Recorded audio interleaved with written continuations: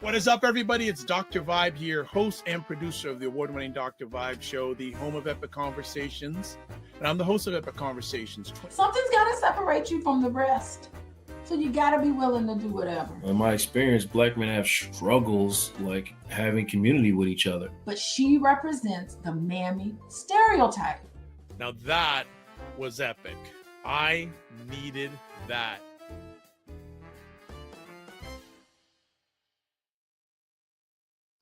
What is up, everybody? It's Dr. Vibe here, host and producer of the award-winning Dr. Vibe show, the home of Epic Conversations, and I'm the host of Epic Conversations.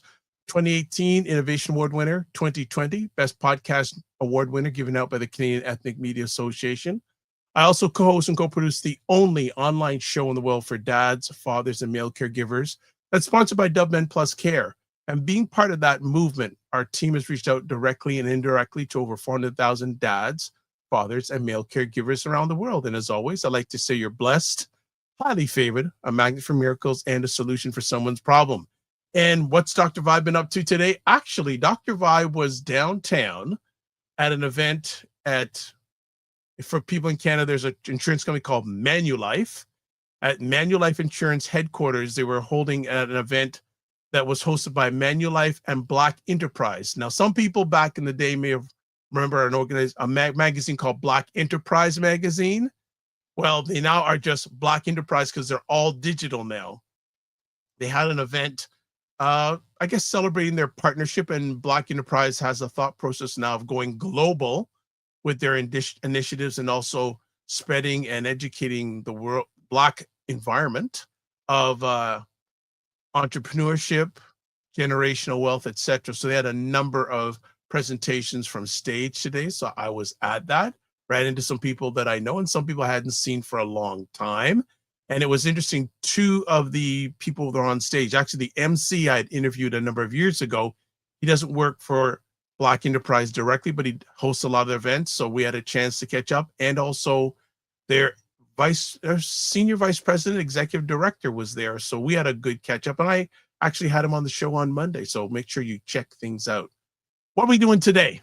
Well, there has been an organization that's been around for 20 years in Toronto, which you need to know about. And actually, the driving force behind the organization have been mentors of mine from the time I had hair. That tells you how long they've been mentors of mine. So what we're going to do, we're going to take a quick break. And when we come back, we're going to have a lovely conversation with Mrs. and Mr. Burke, the driving force behind Ebony Toastmasters, and a number of the participants. So we're going to have a jam. We're going to have a Toastmasters jam session, Ebony Toastmasters jam session, celebrating 20 years and wonderful moments from that organization. So we'll be right back in a few seconds. So hold tight. Check out The Morning Vibe on Mondays and Fridays at 9 a.m. Eastern on the Dr. Vibe Show YouTube channel with Dr. Vibe and Ryan Knight, where they discuss important subjects between themselves or have conversations with people who you need to know about. Yeah, check it out. Monday mornings with myself and my co-host Ryan Knight. And actually, he was at the event today. Go figure. We don't see a lot of each other outside in the screen, but we're all good. We're all good. So let's do some housekeeping. Subscribe to the Dr. Vibe Show. Let me put it back up on YouTube and hit the notification button. Also, like the Dr. Vibe Show on Facebook, LinkedIn, Instagram, Blue Sky, and Substack. If you want to advertise your business, product, or service on any of the platforms that I'm a part of, feel free to email me, dr.vibe at the dr.vibeshow.com. So I'll give a little quick background. It's been 20 years since Ebony Toastmasters was launched in October 2005 with just 7 founding members. And 20 years later, it's still going strong. And I can relate to Toastmasters. Again, back when I had hair, I used to work at one of Canada's largest telecommunications companies. And I was one of the founding members of their Toastmasters Club for that company. Not going to tell you who it is, though, but I was part of that. It's not about me this evening. It's about these wonderful individuals. So let's bring up on the stage all these Ebony Toastmasters. What is going on? How's everyone doing this evening? Good. Fantastic, Dr. Y. Very good indeed. Love Thank you. it. Love it. Good to have you all on. I hope you've all had a great day. And what I'm going to start off with is getting Mr. and Mrs. Burke to tell us what was the initiative to start this, I'm going to call it movement. What was the initiative to start it? Well, I will take it from here, sir. It is such a pleasure to be in this space this evening and to be amongst these wonderful, wonderful people. But the question is, what was behind it all? Well, I'm going to take a big chunk of time and I'm trying to condense it into a few minutes. Many moons ago, Rita started out by going to Toastmasters along with a friend. And they would travel over snowy roads, snowy swept roads, and they would go to Toastmasters. And I would be very concerned because they would be traveling in these adverse conditions. But they persisted. Years later, I needed to do something with my time in the evenings because I was working away from home. And at the end of the day, you wanted something to do. The funny thing is that I was talking all day. I was in front of class, interacting with my students, etc. But outside of that, asked me to put two sentences together. And for whatever reason, I just couldn't get it together. Maybe just one sentence. And then somebody decided to seek out a Toastmasters Club, which I did. It was an excellent club. You know, they would get into all the different Robert's rules of order and debating skills and all of that. And then it just kept going. And then years later, when we opened the bookstore in 1994, we had, and I believe you would know who this is, Michelle. Yes. Michelle Hughes. Michelle Hughes. Yes. She used to travel to the States and get into all of these conversational places, etc. George Fraser and all of that. And so when she comes back, we would have these wonderful conversations, you know, as I was doing my work. And we kept talking about, we should open the Toastmasters Club. And Michelle, I am busy. I am doing this. I can't do that. But she would not give up. And she kept, we should open this. We should. Okay, Michelle. Okay, let's do it. And so we got together 7 individuals who were interested. Myself, Rita, Michelle, and a few others. And we got going. 2005. And here we are today. Right. Mr. Burke, anything you want to add to that story? Well, Sam did it so beautifully that I don't know what I could add to that, except to say that Michelle would not give up.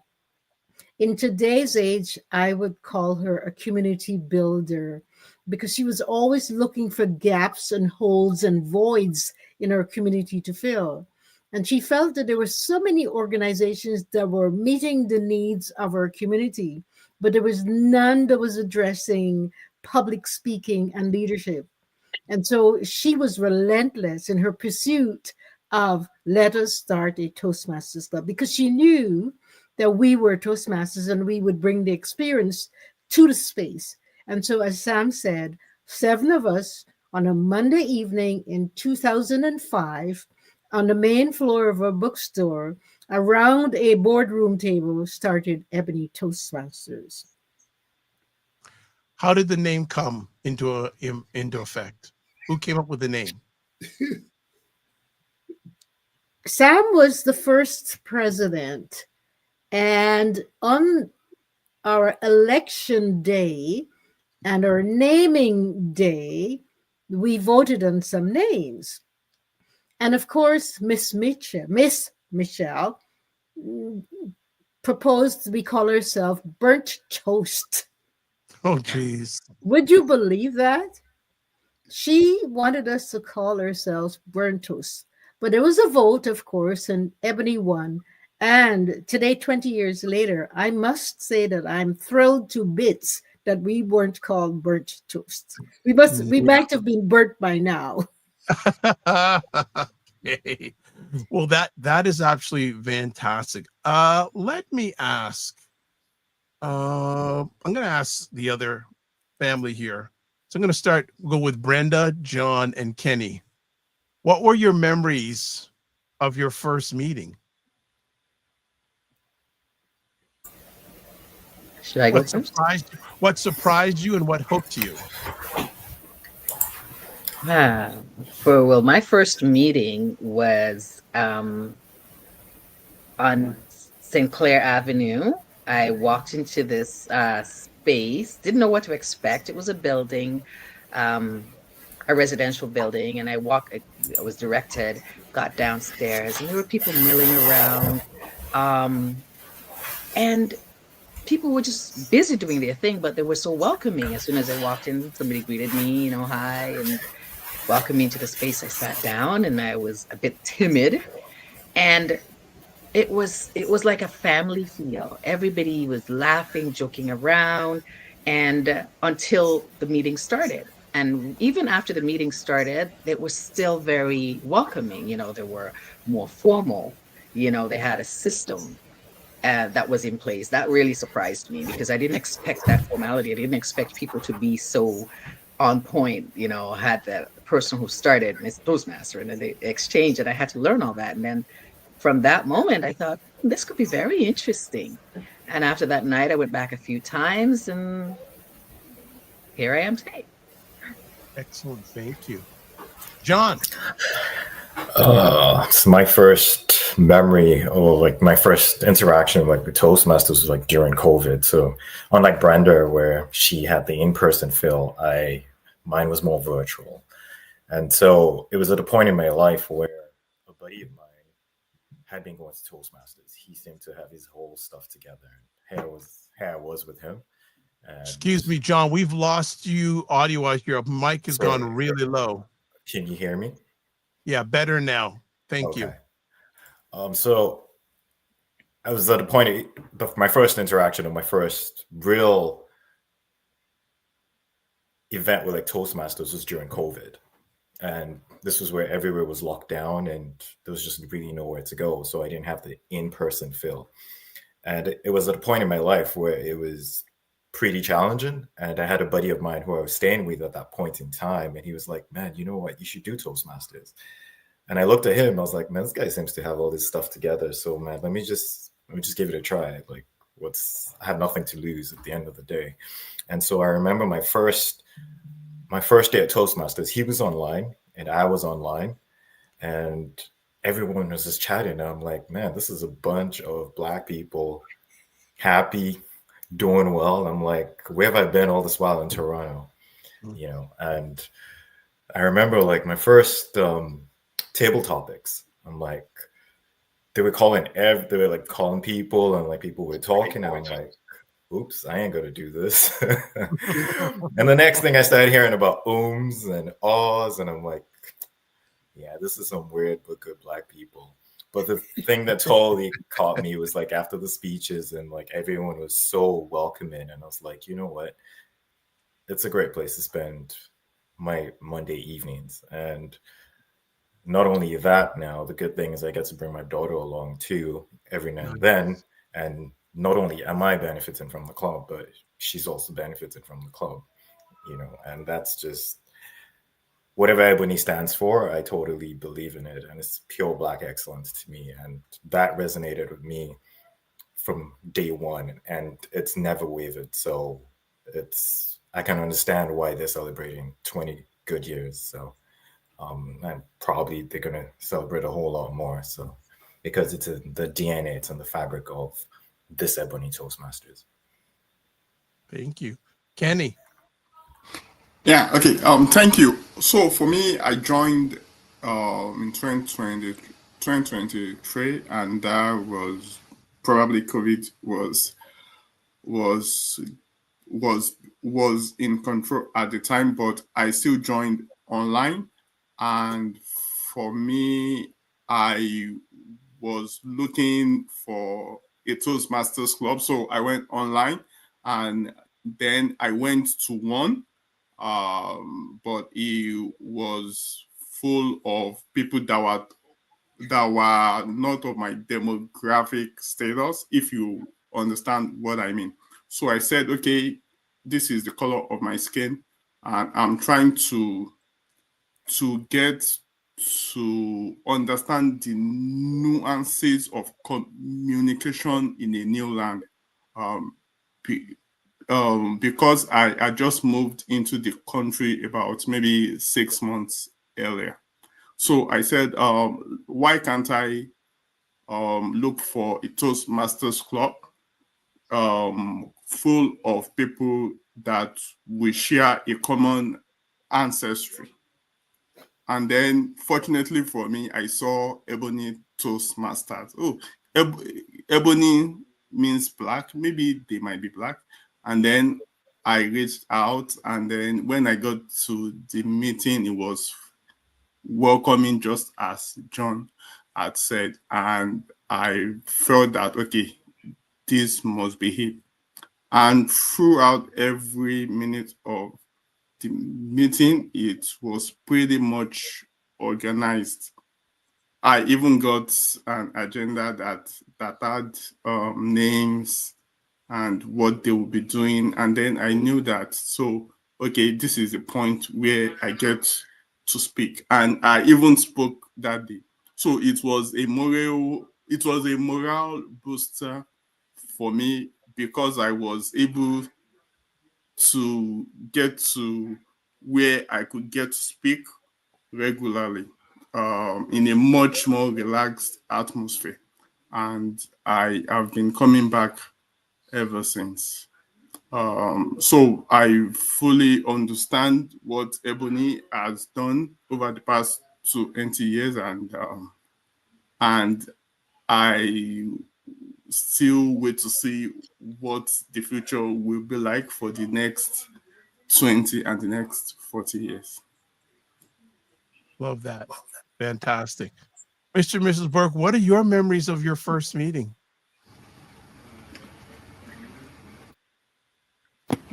That's a very interesting question.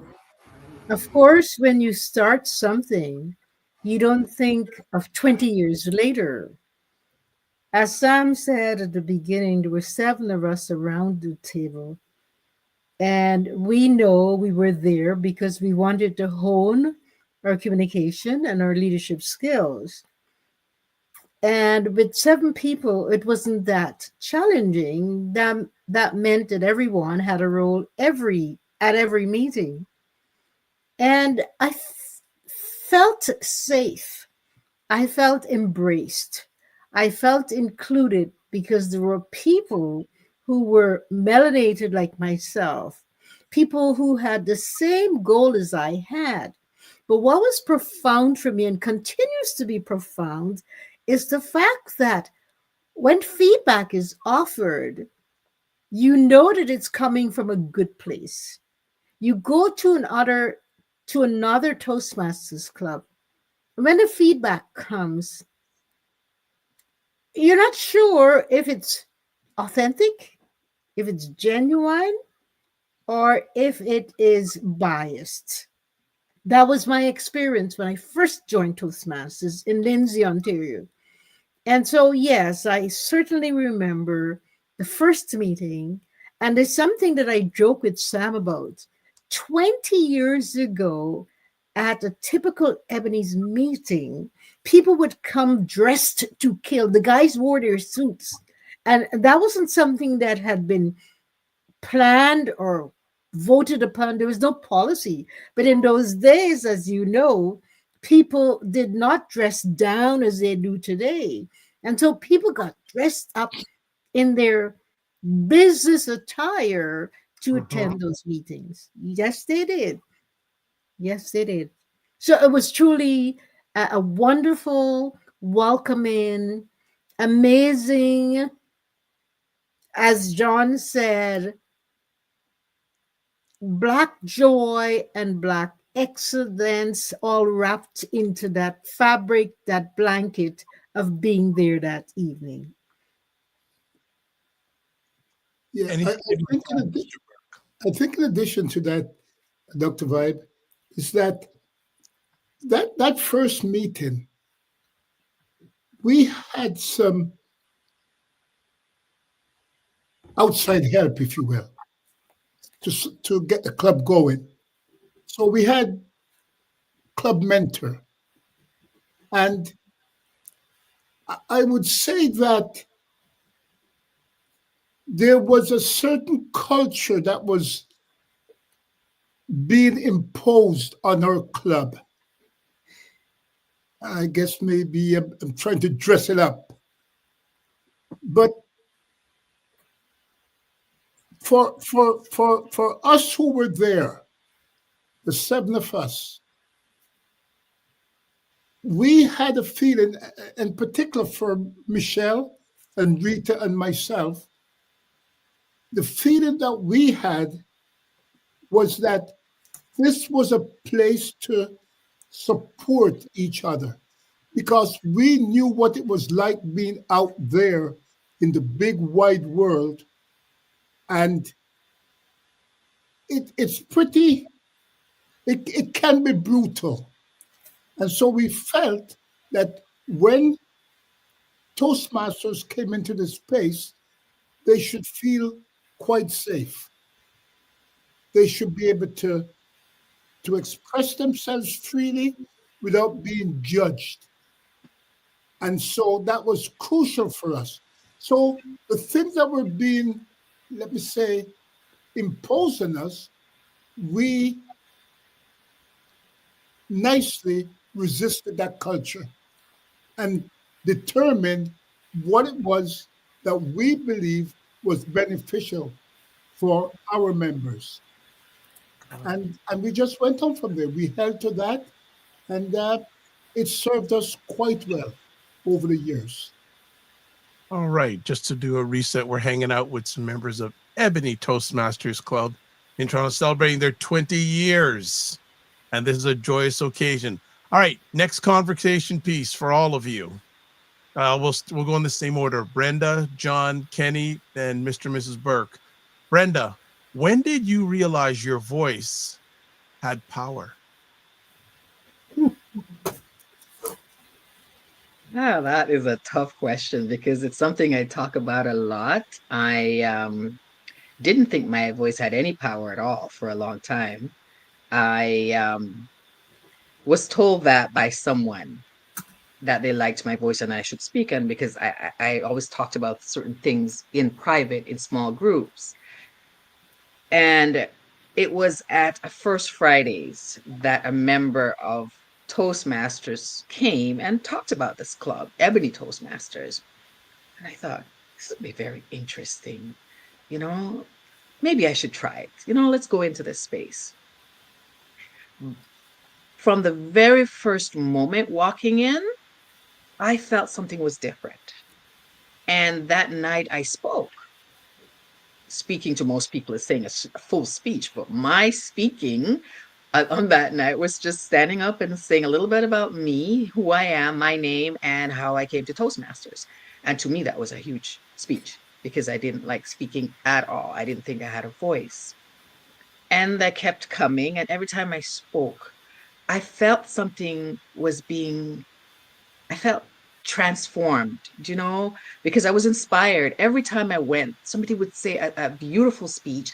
Some were so simple, but the things that they focused on, you know, the body language, the tones, and the feedback that you got, like Rita just said, I didn't feel scalded by any of it. I felt encouraged and inspired. They would come and it was like this huge wraparound feeling. And I'd say by like the third or fourth time coming, I thought, you know, I think I can do this. I was still a little, not sure, but I kept getting that feeling that you can do this because I kept hearing it. They were so encouraging. And the little things that they encourage you about, I thought, is this for real? Am I in a real place? I'm with people that look like me, some older, some younger, some are all around the same, but they were all so positive.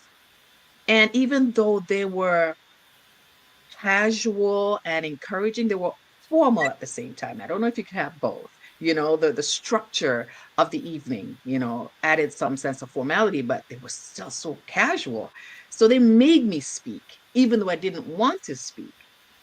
You got comfortable. And after a while, I started speaking more and more. And that in itself made me speak outside of the club. So I guess it was around that time. I can't put a finger or a specific day on when I felt that way, but the change was gradual. And then one day somebody asked me to speak and I didn't say no, and I always said no before that. So there was my movement to that point.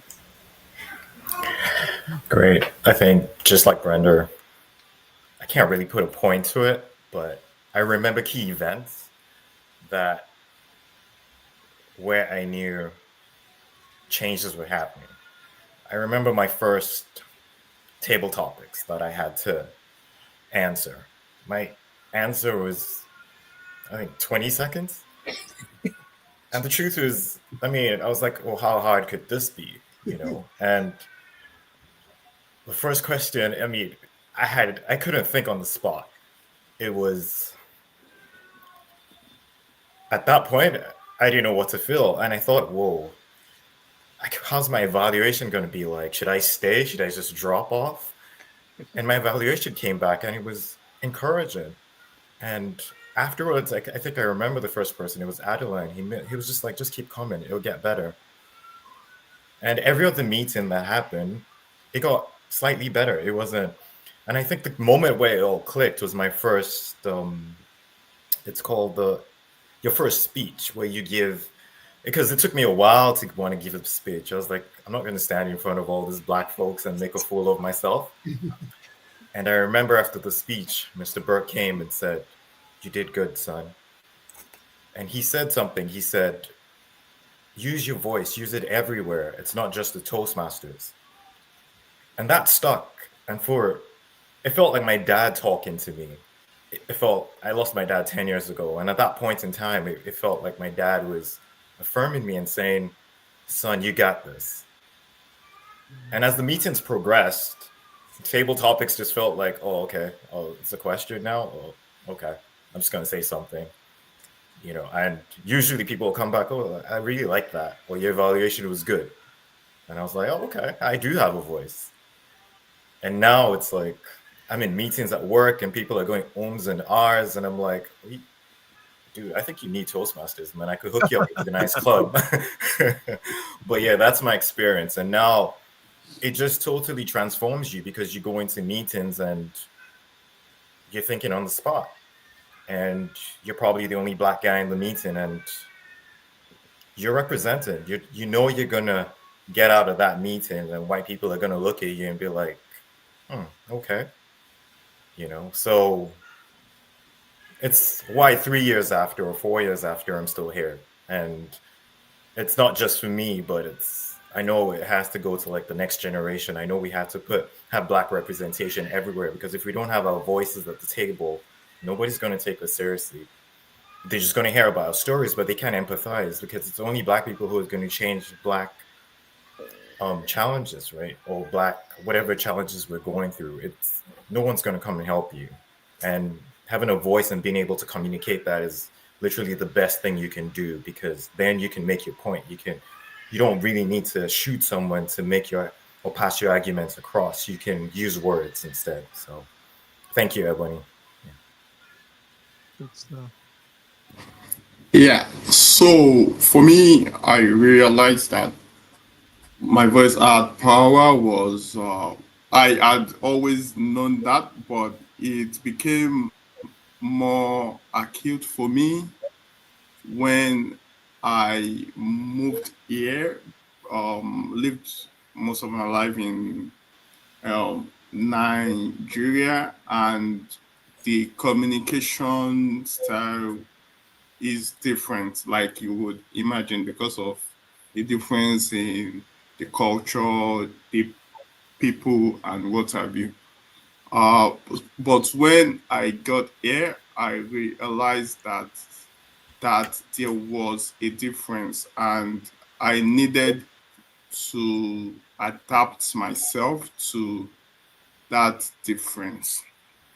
And that was a major reason for me to join Toastmasters.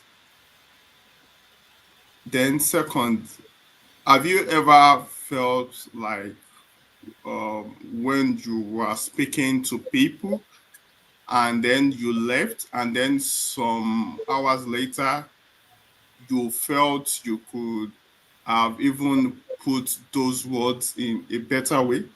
I felt like that a lot of times. So I thought that I needed to start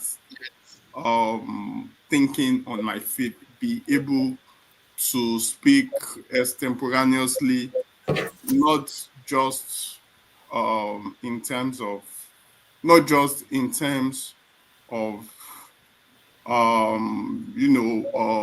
small talk, but actual structured conversations. And the table topics section of the Toastmasters was a big help in that regard. In fact, I was speaking to someone that had advised me to join Toastmasters, and he specifically said that there is an impromptu speech part of Toastmasters. And since I joined Ebony, I had made that one of my priorities, that at almost every table topics, every meeting that I would attempt to speak, because I needed to start thinking on my feet, and not just say, oh, how I wish I could have said that, hours later.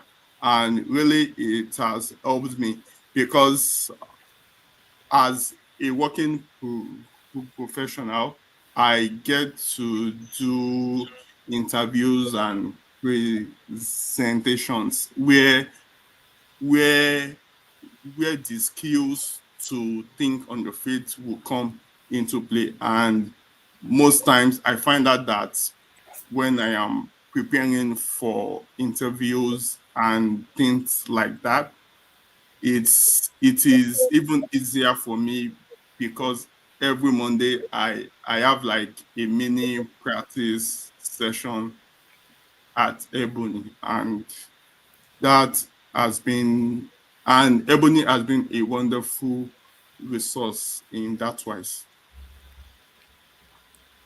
All right. Well, Fantastic. I'm not sure what I could add to that. And the question, if I recall, says, when did you find out that your voice had power? When I grew up in the Caribbean country of Guyana, girls my age did not have a voice. I often look back on it and think, did we ever have an opinion, a view? Because children were supposed to be seen and not heard. And then I had the good fortune of going to England to study. And as a melanated woman living in England, I had to find my voice or I would be trampled on.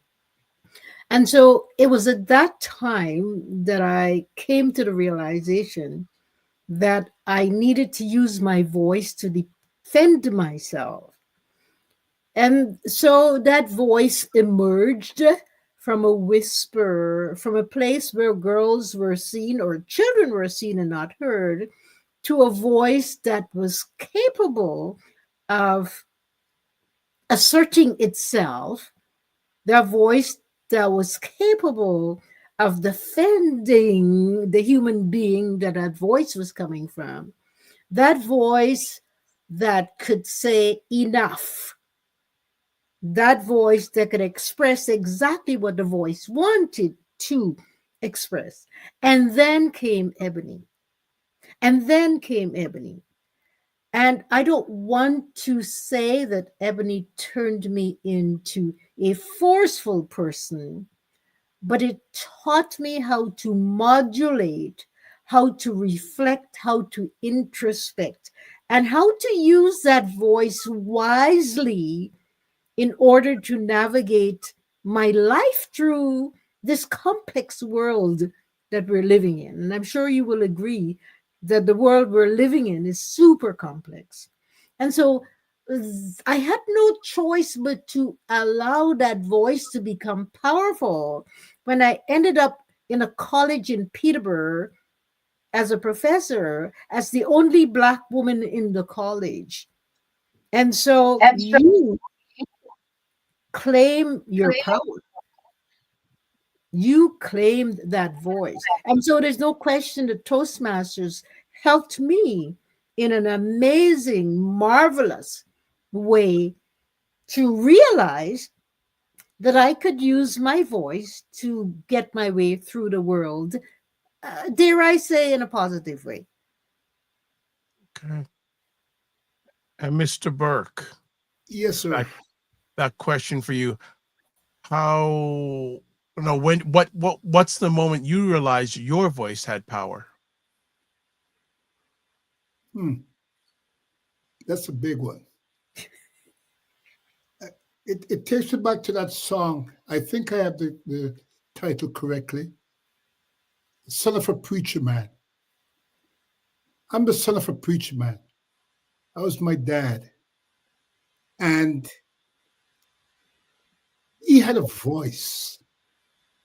It wasn't a formal voice as Toastmasters, but my dad was able to say what he thought, and he was able to think about what he said.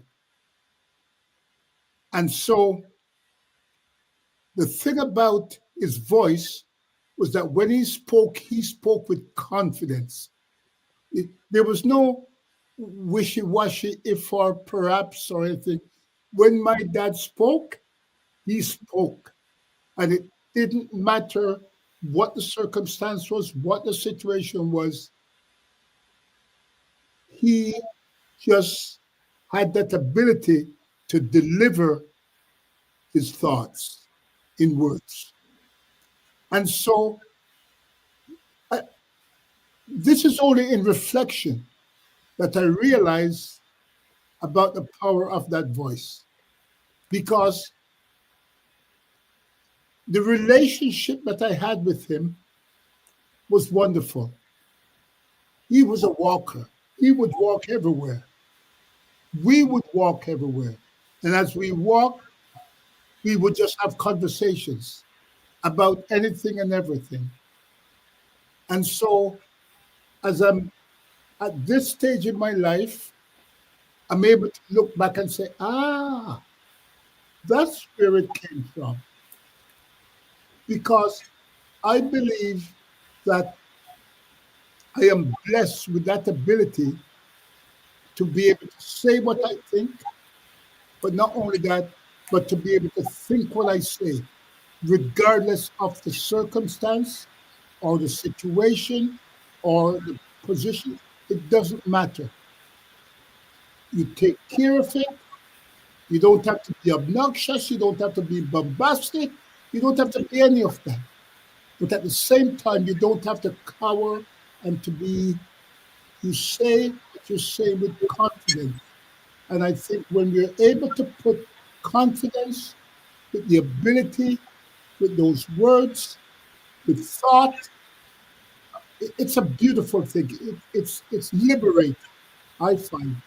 And I think that's what we try to impart at Ebony. And thankfully, there are many who have benefited from that environment. And that's it for me. Fantastic. I have a question for Brenda, John, and Kenny specifically.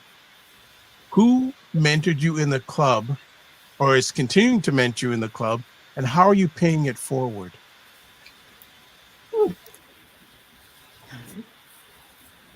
I guess I'll go first again. Sure. Well, I've had a few mentors when I started, but Rita has been the consistent mentor on many, many levels. You know, she is so encouraging. She outside of the club, inside of the club, running things by her when I'm preparing for my work outside, you know, speaking, getting a speech ready, or just not sure about what my next move would be. Even when I thought about not continuing because I wasn't sure, because in the very beginning I didn't do like one the other members, he said going and doing the early parts of the speeches, you know, the table topics. I ran away from them. I listened a lot, you know, but I didn't get involved that way. And Rita was and still is very, very encouraging. She is a mentor on many levels, and I can see why everybody, you know, reach out to her as the mother of the club. So I think that was the question. Excellent.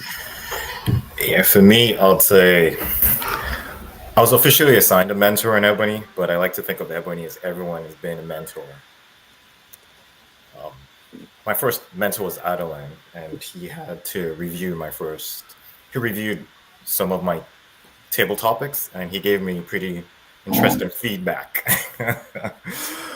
In hindsight, at that point, it was a bit hard to take, but now I realize, like, sometimes that's what you need to grow. And I remember my first speech, he reviewed it, and he did spend quite a bit of time. But over time, people progress, people move on.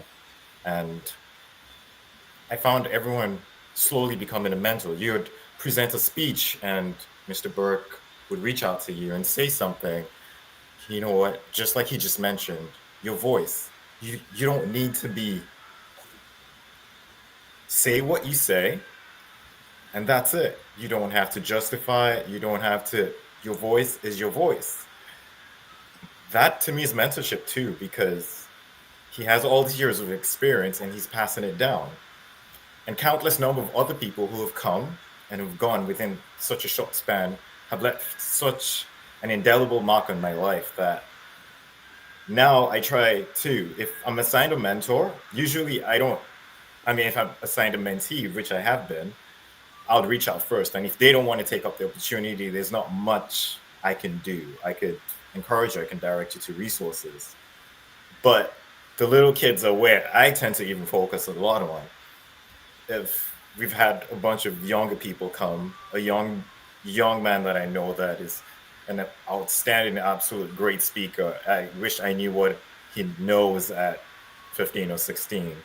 And for me, just like Mr. Burke had passed down that wisdom, I pass it on with a nice chat on the media platform that we use. And I'll be like, you know what? Great job, Wadeni.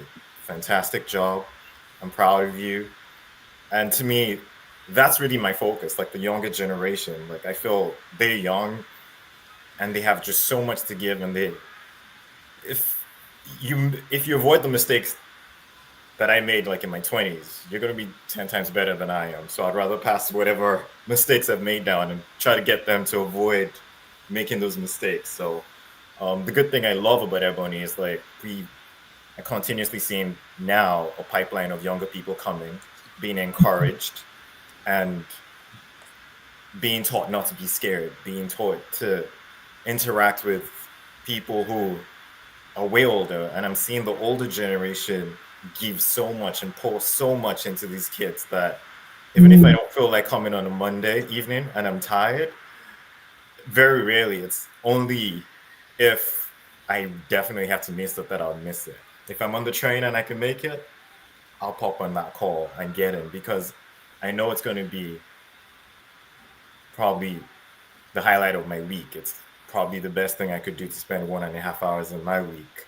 Although I don't have that much time, I have a young kid and have a grown kid, so it's pretty challenging. But for me, that hour 30 minutes is usually the highlight of my week, and especially seeing the kids and being able to just pass on a comment and just say great job Bodeni or great job whichever kid is on at that point in time. So yeah, so that's what Ebony has done to me in terms of mentorship, and that's the best way I've tried to give back within the resources and opportunities that I have. So thank you, Kenny. Yeah. Thanks, John. I am grateful that Toastmasters International, as a body, has a formal mentoring program in place, and for Ebony, I like that once a new member joins, they are assigned a mentor. And for me, I was assigned Thomas. I mean, it was fortuitous because myself and Thomas are similar in many ways than I would have ever thought possible until I met him. But Thomas was my mentor and is still my mentor. So in terms of feedback, I would prepare my speech. I remember my icebreaker. That is what we call the first speech, the first full speech. So he went through it. He gave me feedback. But beyond the assigned mentor, whenever a member gives a speech to the full house, guests and other members have an opportunity to give feedback through an online form. So you will get feedback from lots of people. And when I got my feedback for one of my speeches, I saw a lot of, flowery words. Kenny, well done, like almost like poetry to describe my performance on that speech. And honestly, it was heartwarming to see, because this is written speech. I can forget what I was told at the meeting, or maybe what was said in the chat, but the feedback that was put down in a Word document and then sent to me, it's heartwarming. And then by the time I'm going back to the Toastmasters website to fill in all of my feedback, I did that like a couple of months ago, and I went through all the feedback that I had gotten at meetings, and that was when I realized how far I had come as a member. And I think it really speaks to the power of feedback that is fostered within this club. And not only during the meeting itself, through informal calls, like Sam would call after a speech and then, give his own view of the speech. And I pay that forward too, because I have a mentee and assigned one that I work through with club roles, how to handle meetings or specific segments of the meeting. And it has been a fantastic opportunity to take another person through the ropes. Yeah, good stuff. All right, our time is going like real fast here. So what I'm going to do is I'm going to do my a rapid fire on everybody. So we're going to do some rapid fire to see how good you are thinking on your butts, not on your feet. All right. So I'm going to ask you I'm going to ask you to, each one of you, to finish this sentence. I'm going to start with Mr. Burke. I want everyone to finish this sentence. If you can speak, you can ... If I can speak, oh, sorry, if I or will be if I or if you. Well, no, basically you're telling people if you can speak, you can. If you can speak, you can be free. Love that. Mrs. Burke. If you can speak, you will survive. Brenda. If you can speak, you will inspire, you will influence. Okay. John. If you can speak, you can control the narrative, and that's important. Kenny. Yeah, if you can speak, you can win.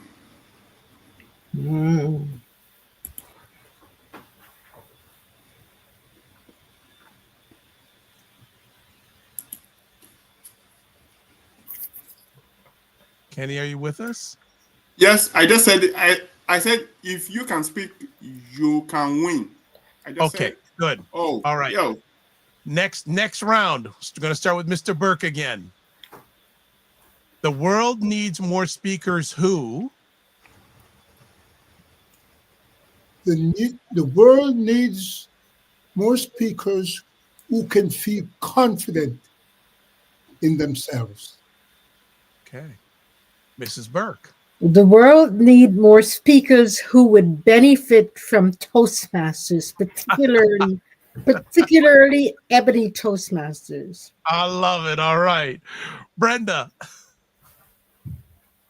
The world needs more speakers who believe and who can transform through that belief. Okay. John. The world needs more speakers who can communicate and show love and show empathy. All right. Kenny. The world needs more speakers who can lead. Okay.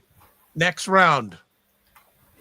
One myth about public speaking I want to retire is Mr. Burke.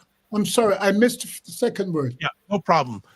One myth about public speaking I want to retire is One myth about public speaking that I want to retire is that I'm not able to. All right, Mrs. Burke. One myth about public speaking that I would like to retire is that all individuals could become masterful at it. Okay. Brenda got robbed. This is Brenda. You got to think of so you got to think on your feet. So Mrs. Burke took it. So you got to get a new one. Right. One myth about speaking, or repeat the word. One myth about speaking that I'd like to retire or like retired is you won't die if you get up and speak. Everyone can speak. John. One myth I'd like to retire is there's certain people that are natural born speakers. I think everyone can learn how to communicate properly. And it's not just, some people are definitely more eloquent, but overall everyone has a voice and everyone can communicate. So it's not something that you're born, it's not something you're gifted at birth. It's something that you can learn. All right, Kenny. One myth about public speaking that I would like to retire is that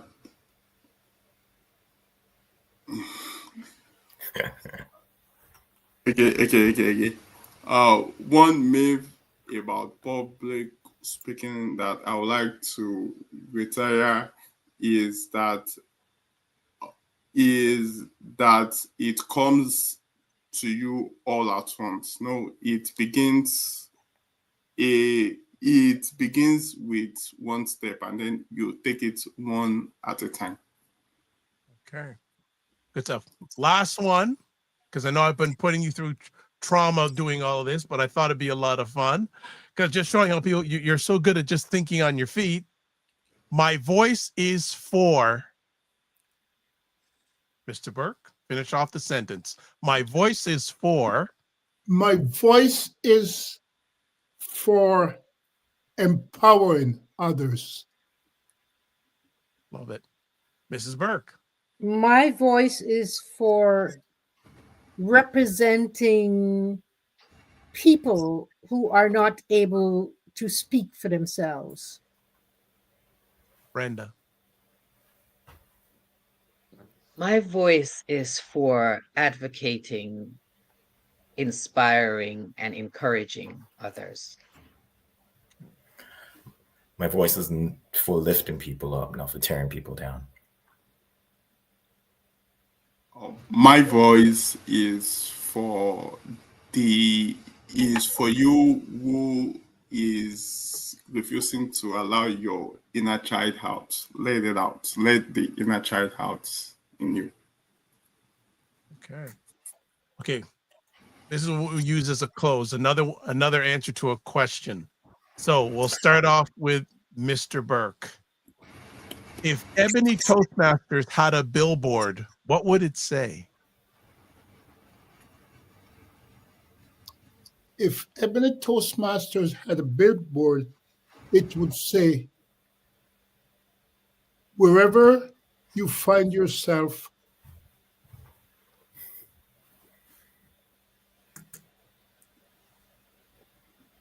make your voice be heard.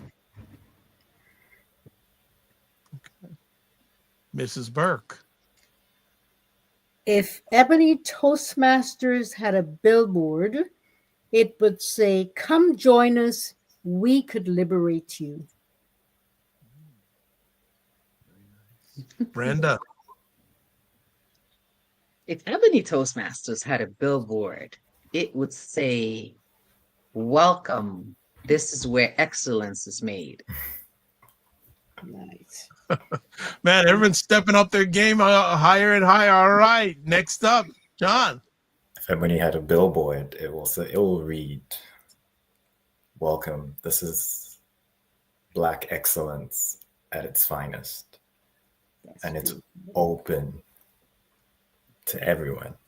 And it's literally free. It's begging you to come in and come and experience Toronto's finest.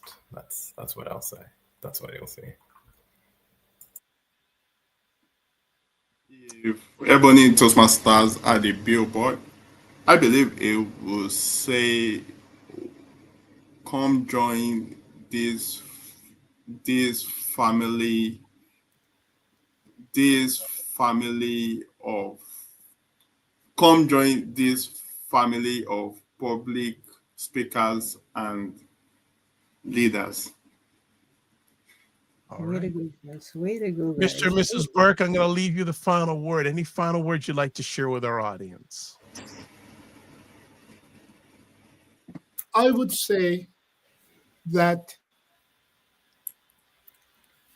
it's a big world out there in terms of where people find themselves, in terms of the workforce, whether it be academia or the business world or wherever.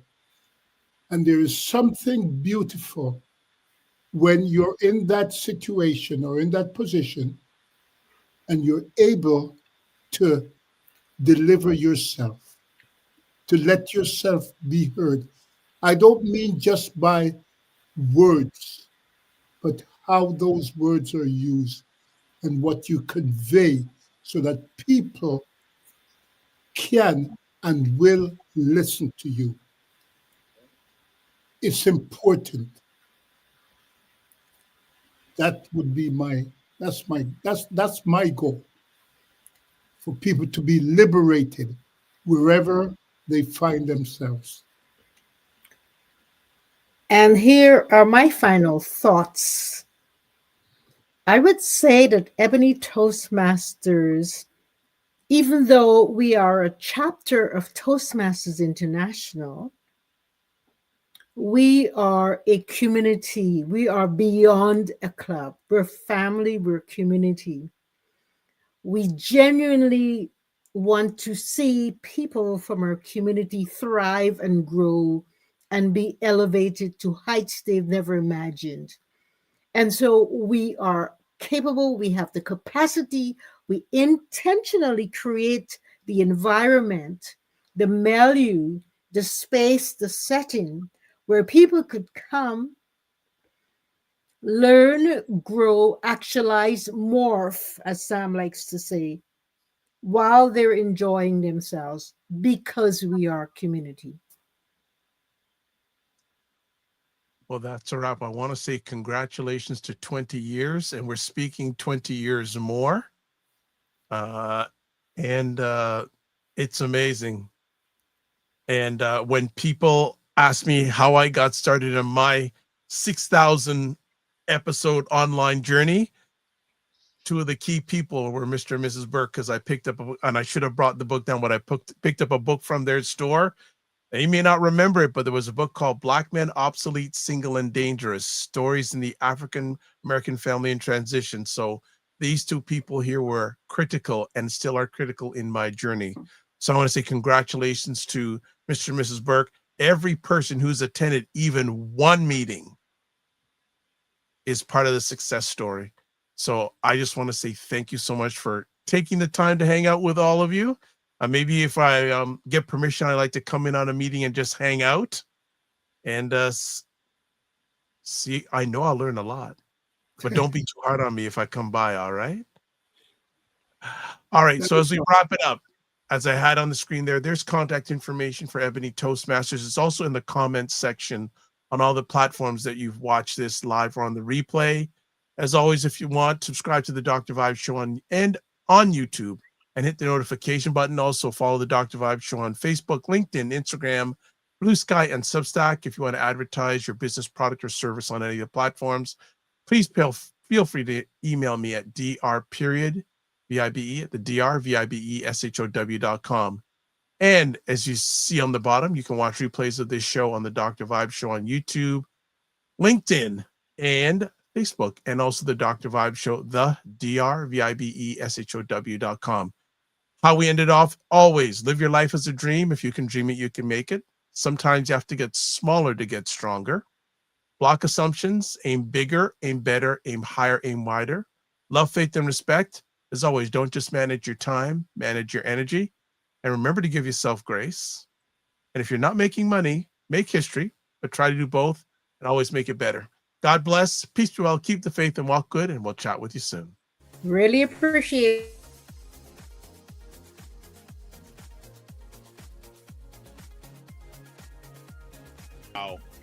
Wow. Yep.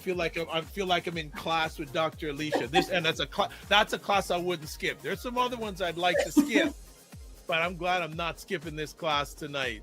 So I'm hoping you're catching this live, but if not, certainly catch it on the replay, because this is good stuff that Joe is laying down here. Get ready.